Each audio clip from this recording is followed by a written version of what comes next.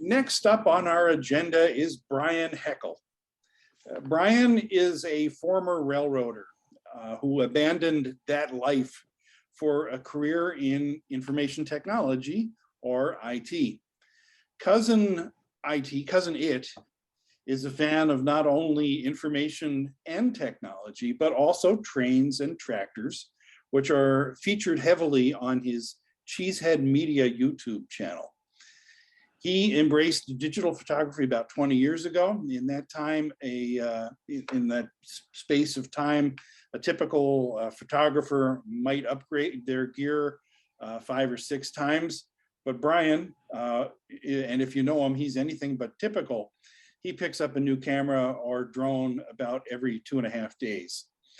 So if you find yourself talking with Brian, ask him about the time he drove over an hour for a photo shoot. But then when he got into position, he realized he had neglected to charge up his camera battery. Well, that happens to all of us, doesn't it? Brian, are you there and are you ready to go? I'm here, Mike. Just got in from work. Good. All right. Well, you should have the power. You can share your screen. It's all yours. We're ready for your 15-minute presentation. As Mike said, my name is Brian Hechel. I work in information technology. Technology is a passion of mine. Railroads are a passion of mine. What better way than to tie the two of them together? And this is just a kind of my journey of the last 20 years of merging those two interests. Picked up my first digital camera in 2001, the Sony Mavica. Saved the images on floppy disks, and it was a whole whopping 640 by 480. So it was good for maybe sharing online at the time, and that's about it. You press the shutter. It took about 1.5 seconds before it actually took a photo, and when you did, you got something that looked like that. I'll blow it up here so everyone can see just how bad this photo is. Actually, this one was taken in 2002. It's some of the Challenger going through Nelson. But needless to say, I stuck with my, at that time, a Rebel 2000 film camera for quite a while. In fact, I think it wasn't too late after this that I upgraded to a Lon 7. So had a little bit better quality film camera then. After that, a buddy of mine had picked up a Sony Cybershot, 3.8 megapixels. So we're starting to get, definitely better quality. Just technology quite wasn't there yet. Again, you had a serious delay where you took a photo. I think I took about 9 photos on this particular trip with the camera, and this is really the only one that came out. And it's, if I remember correctly, when I snapped the shutter, the maybe just the headlights and ditch lights were in the frame. So kind of tells you how long it took for these things to process back then. 2004, a buddy of mine picked up one of the first DSLRs.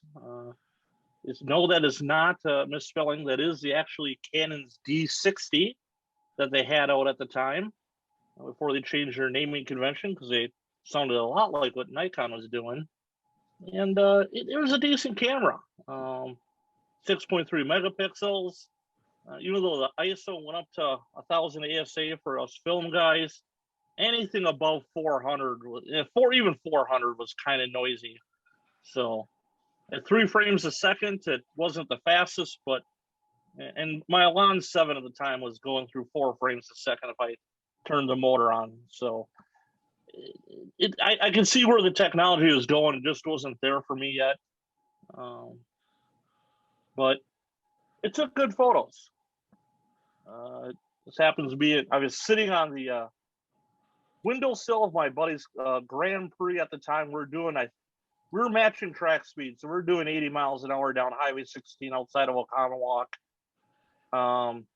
Sometime in the process of taking a series of these photos, I actually hit the lens release lever on the camera, and I just held the lens to the body for a while. It might later, I see him down the corner laughing at me because he knows he was in the car there too.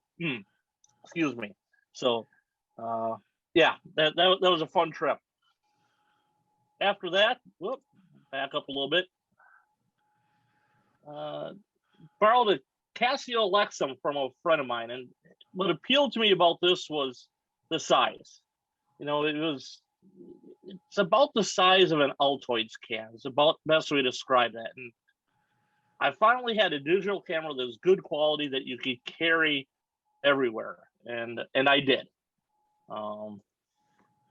So that was the first photo one of the first photos I took of that engineer. This is a Burlington job on the WC. The engineer is Brian Krotzman, really good friend of mine from when we both worked together at WSOR, and really neat.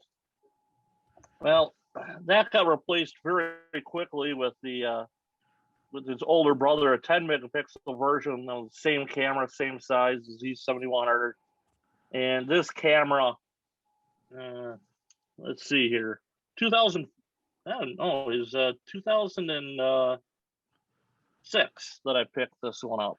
And I carried this thing with me everywhere. It went with me to work every day, so I always was able to catch jobs going to and from Avalon car shops.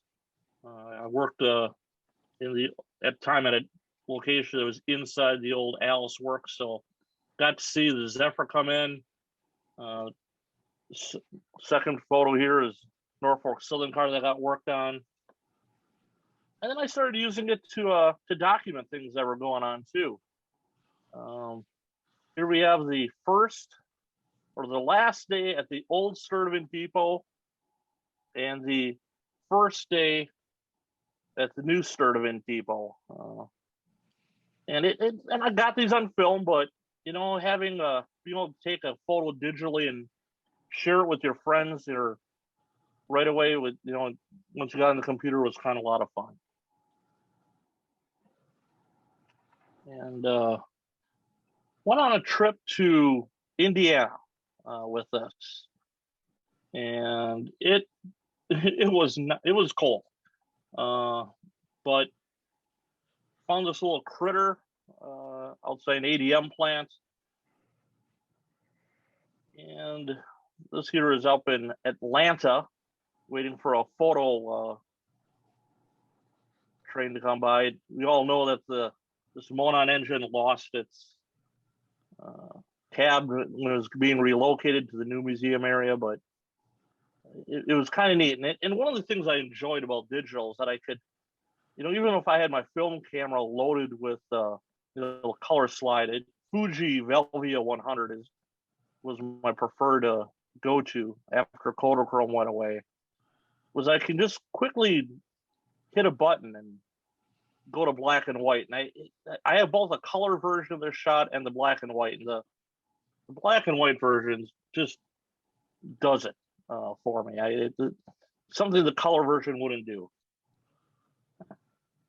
Well, on that trip, my buddy Alex had one of these along with the Canon Digital Rebel. It probably was a lot of people's first digital SLR. I believe it was Mr. Uhas's first one. And what a lot of people didn't know is that you could do a hack with it. The Canon 10D was actually the exact same insides. You downloaded the firmware and you uploaded it on the Rebel, and lo and behold, you had yourself a 10D in a different body. And it was the only year that, or the only models that Canon allowed that to, because so many people were doing it and they were losing money on it. So it was kind of a neat hack. Again, it's the technology part of me. But that camera took this photo for me at night. And this sold me on becoming a DSLR owner. And it wasn't until a few months later, maybe a year later, that I bought my 30D.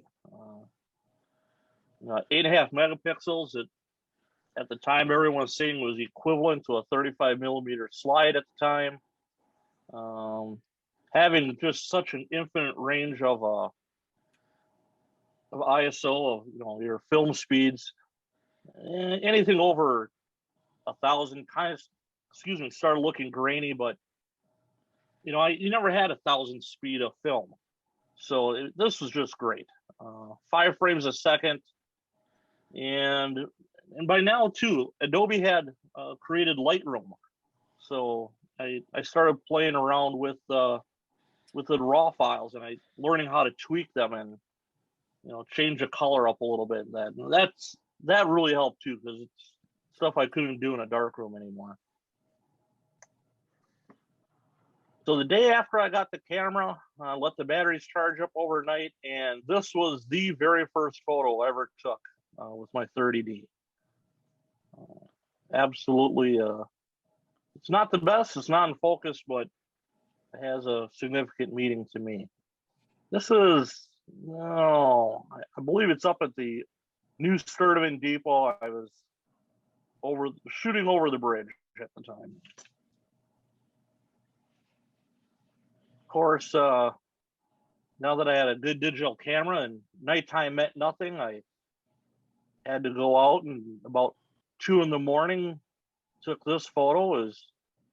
I remember it was about 15 below zero. It was cold, but just again, and the shooting in RAW is what really did this, because I shot everything, and I realized very soon that these photos didn't look that great in color, but you flipped them to black and white, and you played around with it a little bit. You got a really nice image out of them. Again, this was just a train I knew was coming. I raced up to the County Line Road between Racine and Milwaukee, and just knowing very soon that it was the sun was disappearing quickly. Not the fact that it was snowing didn't help, but you just keep cranking up that ISO so you can get a nice stop at about 1/300th of a second, and it works. It's something, again, film. I never would have been able to do this with film, because I would have had to change. I would have had to reload about 5 times, because he was crawling. He was only doing about maybe 15 miles an hour by the time he got to me. And again, a nice sunrise shot. It probably 5 minutes before this, I was at 800 ISO, and by the time I took this, I dropped down to 400. Just as the sun was rising, you can adjust for the conditions so fast going to digital. Absolutely, I love it. This is at Rugby Junction, and train's wrapping itself around the corner. The other thing too about digital is going with a better camera. It was definitely weather resistant. So got this down at Davis Junction. You guys are seeing a theme with me taking photography and realizing I love winter. It's the absolute truth. I'll be out in the snow almost all the time once it starts coming, and I don't shoot as much as I should in the summer. I don't know why. Just not my season, I guess. But occasionally I do get out in the summertime. Anyone who's been to Rochelle knows this location. And I was looking at the gas station and was trying to figure out how to incorporate it. Got this on the 4th of July. That was quite appropriate. And the other thing you can do with digital is you can start becoming a little creative with in Photoshop and in Lightroom. It just, again, it just did selective coloring on this. It looked good in color, but I changed it to black and white, and it looked even better. And saw a video or podcast or something on selective coloring, and went back to this photo, and kind of see what's happening there. So hope you and also too around it too, you can see I blurred the background and stuff up. Things aren't in focus. Just kind of like this one. Well, I shot with the 30D up until 2015, and a lot of people were raving how great they love their 7Ds, and Canon announced the 7D Mark II. It's a camera that's right here on my desk. That thing's never more than a couple of feet for me, and it's just a workhorse. 20 megapixel. You can't. I mean, a 54-inch image looks beautiful on it. 10 frames a second. It's you press and hold the shutter. It's like a machine gun going off. Absolutely. Probably, in my opinion, one of the best cameras that Canon's ever built. Built-in GPS. One thing, if anyone ever goes to my Flickr page or anything, you notice that I geotag all my photos, so I know where I was. And having that built in the camera is a great thing. Wi-Fi, so I could just dump photos from the camera right to my phone. Probably and this is a camera that I bought my first L series lens with, and I don't know why I didn't do it sooner. Sigma makes some great lenses too, but what's on my camera is a 24 to 105 f4L, and I don't take that lens. Very rarely do I take that lens off and put on one of my telephotos, but it's a beautiful camera, beautiful lens combo. And with that, you get things like this. This is up in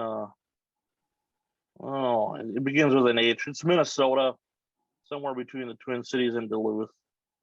And yes, I am in the middle of the river, standing on a rock, but in the middle of the river nevertheless. I think it's Hinckley. Yes, thank you, Hinckley.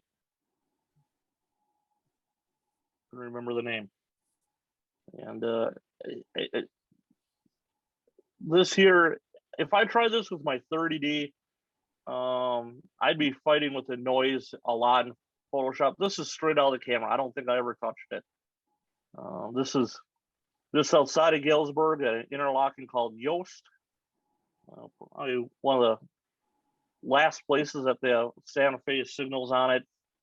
Not sure how long they have left, if at all. And shot that you really can't get anymore. This is taken just past the new Deep Sturban. In fact, if you look through the tree there, you can see one of the towers for the bridge, but the reflections in the middle of summer, the good reflections off that retention pond, but they now built a building that would be off to my left, and you don't get sunlight anymore like this, unfortunately.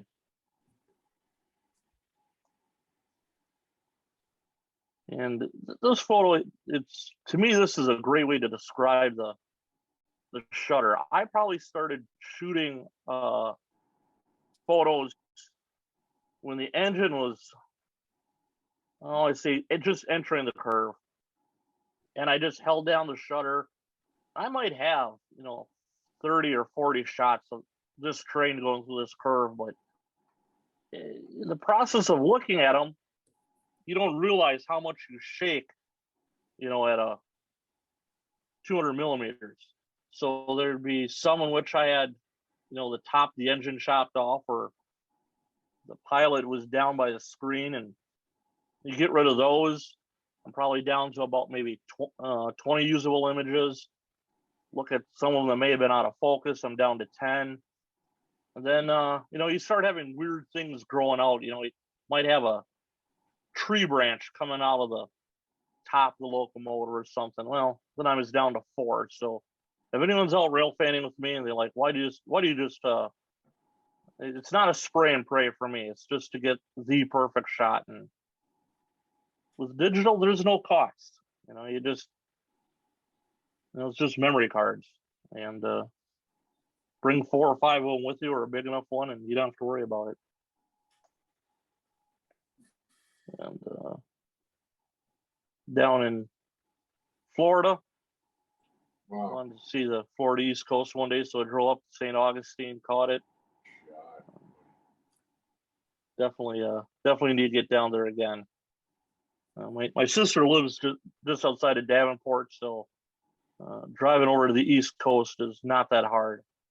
And now that I heard that there's a Buc-ee's up in St. Augustine, that's definitely going to be a regular trip for me.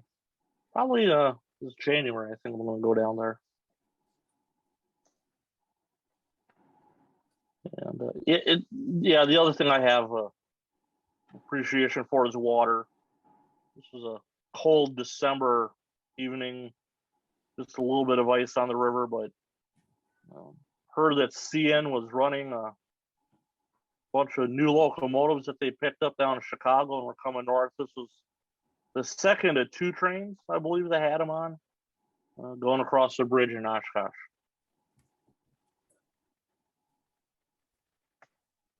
Nice shit there, buddy. And we keep talking about cameras, but the one thing that I did after, and I still carry that CASIO around with me for a while, but a lot of people don't realize we all have a camera in our pocket. I'm an iPhone guy, I'm an Apple guy, and had 5 of them here. Starting out with the 3GS, which is going to be the next photo you see. There's so many things that the technology can give you now. It's whether it's image stabilization, and every time I always upgraded my phone for the camera. I never really upgraded just to get a new phone. It's when they had new cameras come out. So when they started building image stabilization, then you have dual and triple lenses on them. The apps that are on the phone, whether it be Lightroom, which is now a mobile version. Google's got Snapseed. So any of you Android people, if you don't have Snapseed, amazing application. Hey, Brian. Camera Plus, another great little editing tool. Brian, 2 minutes, please. Okay. And Instagram, photos, emperors, great things. So this is a 3GS, Elkhart, Indiana. And then when you're up by Fond du Lac and you have a bunch of friends at home, you can take photos like this and rub it in their nose that you're up rail fanning, they're not. Or you take a really bad photo and just add a little bit of a border to it and play around with it. Or you get bored in a meeting and take something that's got kind of centered and not looking great and send it to your friend, post it to Instagram, let your friends see it. Or when you're really bored in a meeting, you play with some of the apps and you come up with a B unit. That's good. Get bored. Trust me, when you work for the government, you get bored easily. Meetings are the death of me. And as Mike said, I also got a drone. It's made a whole new dimension to photography that you didn't know was there. This is 6.5 mile road, Caledonia. Took this out in Wyoming. A pretty good thundercloud coming ahead. This is over by Adams. I went out to Utah to photograph the 4014, and 3 months later, my favorite photo, it's taken back here in Wisconsin. So think of that as what you will. And this is on the new Sheboygan Falls spur, switching out Bemis. And that's it. That's my whole. And for those of you listening, yes, that is Alexa talking in the background. So that's my presentation. Very nice, Brian. Very nice. Oh, thank you. Okay, Brian. Superb. Good You- stuff. Awesome show. Very So, nice. Use a drone for, Does, I'm going to ask, does anybody have any comments, specific comments or questions for Brian? those aerial Understood. photos that you have are excellent. Were they from a drone or from a bridge or what? At the very end there, those are all from the drone. Those are all from the DJI Mavic that has. It's going to be being retired here. I just ordered the Mavic 3. So yes, they're all from a drone, and it's a different dimension of photography. You got to think, trying to photograph. You're photographing an object in 3 dimensions. It's really, I don't know. I think Mike Uhas probably knows what I'm going to try and say. It gives you something that you can't think any other way. Or watching Brian fly into power lines. Yes, there have been a few accidents with the thing. Thank you, Mike. Appreciate that. Good presentation, Brian. I really enjoyed it. Thank you. Thank you very much. All right, thank you, Brian. Appreciate your contribution tonight. And speaking of contribution, I should mention here, if you are not a supporter of the Wisconsin chapter of the NRHS, now is a great time to join. Very simple to do. Go to www.nrhswis.org and you can hit the join or renew button. Dave Perkins just renewed his membership in our chapter. And I mentioned before that Dean Savola became a member of our chapter this evening, as well as now James Westover is now a member of the Wisconsin chapter, and also Eric Hendrickson. So you guys can